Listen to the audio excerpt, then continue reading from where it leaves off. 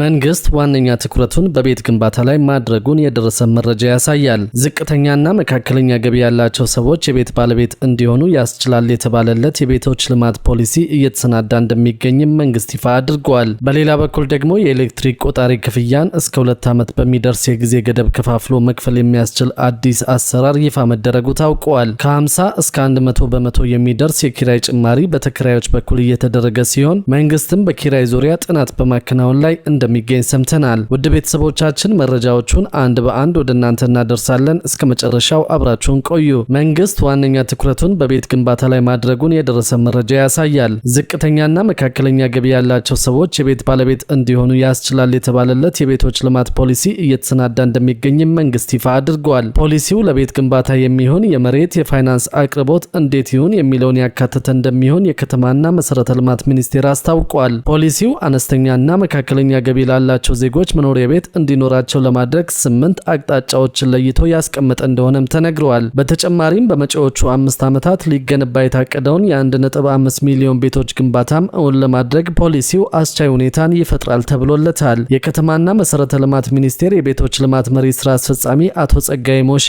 የቤት ችግርን ለመፍታት የመሬትና የፋይናንስ አቅርቦት ችግርን መፍታት፣ ዘመናዊ ቴክኖሎጂዎችን መጠቀም፣ መሰረተ ልማትን ማሟላት የሚሉና ሌሎች በፖሊሲው ተለይተው ተቀምጠዋል፣ እነሱም ላይ ይሰራል ብለዋል። የግል ቤት አልሚዎች ከዚህ ቀደም ሲያነሷቸው የነበሩ እንደ አሳሪ የህግ ማዕቀፎችና የአሰራር ስርዓቶች ያሉ ችግሮች እየተፈቱ ነው ያሉት አቶ ጸጋይ፣ ነገር ግን አሁንም በዘርፉ ያሉ ችግሮች እንዳሉ ጠቅሰዋል። በዘርፉ ያሉ ቤት አልሚዎች የሚያነሷቸውን ችግሮች በተመለከተ እየተሰናዳ ነው ባሉት የቤት ልማት ፖሊሲ ችግሮቹ እንደሚፈታም አምነዋል። ከተያዘው ዓመት ጀምሮ በመዲናዋ 100,000 ቤቶችን ለመገንባት ታቅዶ ዘርፈ ብዙ እንቅስቃሴዎች እየተደረጉ እንደሚገኝ አዲስ አበባ ከተማ አስተዳደር ማስታወቁ ይታወሳል። በዚህ የቤት ልማት ፕሮጀክት ቀደም ሲል የቤት ባለቤት ለመሆን ገንዘብ ሲቆጥቡ የነበሩ ዜጎችን ቅድሚያ ታሳቢ ለማድረግ መታቀዱም ነው የታወቀው። 100,000 ቤቶችን ለመገንባት ሲታሰብ 50,000ን በመንግስትና በግለሰቦች አጋርነት እንዲሁም ደግሞ 50,000ን በመንግስት አቅም ለመገንባት አስፈላጊ የሚባሉ የቴክኖሎጂ ስራዎች መሰራታቸው ታውቋል። የዲዛይንና የፋይናንስ ስራዎችን በራስ አቅምና ሌሎች አማራጮችን በመጠቀም ግንባታውን ለማከናወን ዝግጅት መደረጉ ተመላክቷል። በተጨማሪም መፍጠንንና መፍጠርን ታሳቢ ያደረገ የከተማ ልማት እንቅስቃሴን ከግብ ለማድረስ ግንባታውን በቴክኖሎጂ የማገዝ ስራ በስፋት እየተከናወነ ይገኛል። በሌላ በኩል ደግሞ የኤሌክትሪክ ቆጣሪ ክፍያን እስከ 2 ዓመት በሚደርስ የጊዜ ገደብ ከፋፍሎ መክፈል የሚያስችል አዲስ አሰራር ይፋ መደረጉ ታውቋል። የኢትዮጵያ ኤሌክትሪክ አገልግሎት የኤሌክትሪክ ቆጣሪን ለማስገባት የአንድ ጊዜ ክፍያ መፈጸም ለሚከብዳቸው ዜጎች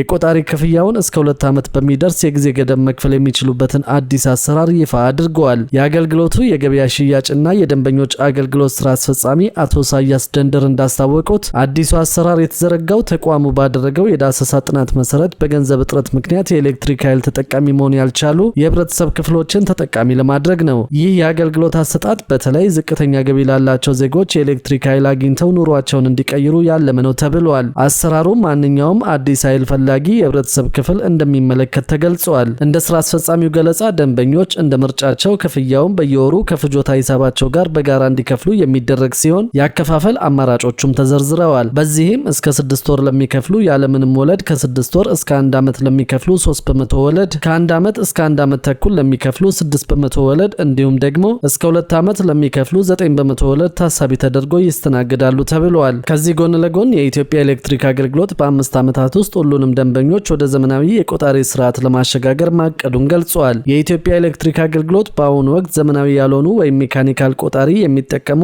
4.6 ሚሊዮን ደንበኞቹን ጨምሮ በሚቀጥሉት 5 ዓመታት ውስጥ ወደ ዘመናዊ የቅድመ ክፍያና ስማርት ቆጣሪዎች ለመቀየር ማቀዱን አስታውቀዋል። ተቋሙ በአሁኑ ወቅት ካሉት 5.6 ሚሊዮን ደንበኞች መካከል 1 ሚሊዮን የሚሆኑት ዘመናዊ ቆጣሪ ተጠቃሚዎች ናቸው ብለዋል አቶ ኢሳያስ። ቀሪዎቹን 4.6 ሚሊዮን ደንበኞችን ወደ ዘመናዊ አሰራር ለማሸጋገር በታቀደው መሰረትም ደንበኞች በቤታቸው ወይም በስራ ቦታቸው ሆነው በሞባይል ስልካቸው ክፍያ መፈጸም የሚያስችላቸው እንደሆነ ተገልጿል። ተቋሙ የአገልግሎት አሰጣጡን ለማዘመንና ለነባር ደንበኞች አስተማማኝ ኃይል ለማቅረብ የስርጭት ኔትወርክ ጥገናና የማሻሻያ ስራዎችን እያከናወነ እንደሚገኝም ስራ አስፈጻሚው ጠቁመዋል። አዲስ ኃይል ለማግኘት የሚያቀርቡ ጥያቄዎች ቀደም ሲል ሳምንታትና ወራትን ይፈጁ እንደነበር ያስታወሱት አቶ ኢሳያስ ይህንን ችግር ለመቅረፍ ኤሌክትሪክ በአንድ ቀን በሚል መሪ ቃል በተጀመረው ዘመቻ አበረታች ውጤት መመዝገቡን ገልጸዋል። በ9 ወራት ውስጥ አዲስ ኃይል ከተገናኘላቸው 415,000 ደንበኞች መካከል 90% የሚሆኑት በ10 ቀንና ከዚያ ባነሰ ባነሰ ጊዜ ውስጥ አገልግሎቱን ማግኘታቸውን ገልጸዋል። በሌላ በኩል ደግሞ የቤት ባለቤቶች ከፍተኛ የቤት ኪራይ ጭማሪ በማድረግ ላይ መሆናቸውን አውቀናል። ከ50 እስከ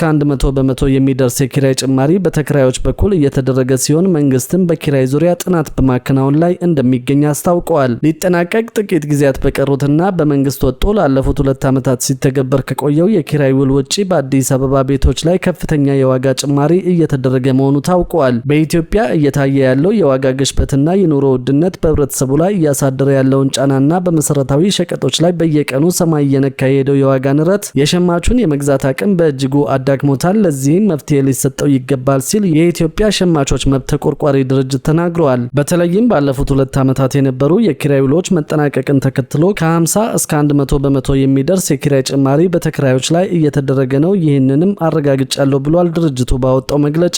የሸማቹ የመግዛት አቅም መዳከም ደግሞ አጠቃላይ ሀገራዊ ኢኮኖሚውን አቀዛቅዞታል። በተጨማሪም በነዳጅ አቅርቦት ስርጭት እጥረትና የዋጋ ጭማሪ ደግሞ ችግሩን አባብሶታል ሲል አስታውቀዋል። ድርጅቱ በአዲስ አበባ የተለያዩ አካባቢዎች ባደረገው ጥናት ለኪራይ ንረቱ አሉታዊ አስተዋጽኦ ያደረጉ ሁኔታዎች መታዘቡንና ጭማሪም መደረጉን ተመልክቷል ሲሉ የድርጅቱ መስራችና ዋና ዳይሬክተር አቶ ቁምላቸው አበበ ተናግረዋል። አብዛኛው ተከራይ ዝቅተኛ ገቢ ያለው በመሆኑ ካለው የኑሮ ውድነት ጋር ተዳምሮ በተለይ የመኖሪያ ቤት ጉዳይ ከኢኮኖሚና የተረጋጋ ማህበረሰብን ከመገንባት አንጻር አስተዋጽኦ ስላለው ልዩ ትኩረት ይሻል፣ ማህበረሰቡ ላይ ምስቅልቅል እየፈጠረ ነው ሲሉ አቶ ቁምላቸው ተናግረዋል። በሌላ በኩል በአከራዮች ላይ የተጣለው ከፍተኛ የታክስ መጠን አከራዮች ይህንኑ ታክስ ወደ ተከራዩ እንዲያስተላልፉና ከውል ውጪ ተጨማሪ ክፍያ እንዲጠይቁ ምክንያት ሆኗል የሚሉት የኢትዮጵያ ሸማቾች መብት ተቆርቋሪ ድርጅት ዋና ዳይሬክተሩ ለዚህም ከመንግስት መፍትሄ ይፈለጋል ብለዋል። ስለሆነም መንግስትና የሚመለከታቸው አካላት የኑሮ ውድነቱን፣ የዋጋ ግሽበቱን፣ የነዳጅ ዋጋ ጭማሪውንና